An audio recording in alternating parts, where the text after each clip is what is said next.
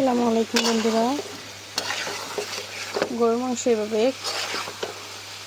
অনেক বেশি কষিয়ে কড়া করে কষিয়ে রান্না করলে অনেক বেশি মজা হয় আর কালারটা অনেক বেশি সুন্দর হয়। আজকে আমি গরুর মাংস ভুনা করব।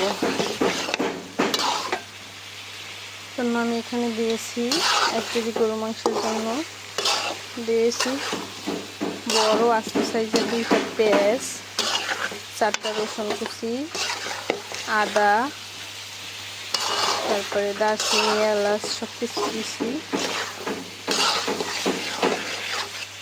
গোলমরিচ, লবঙ্গ। দেখেন তো জাস্ট কালারটা কত সুন্দর হয়েছে যে বন্ধুরা। সুন্দর করে কষিয়ে নিয়ে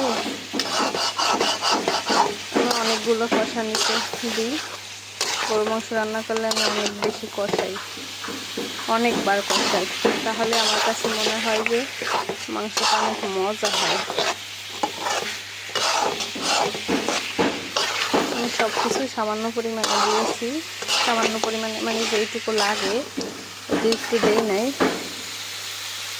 গরু মাংস একটু জাল জালই মজা লাগে, কিন্তু আজকে একটু জাল কম দিছি আমি।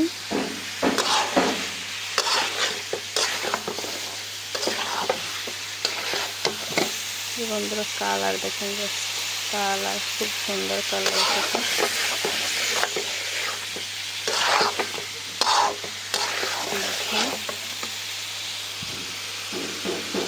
আজকে তো আমি ভুনা করবো, সবার দাওয়াত রইল।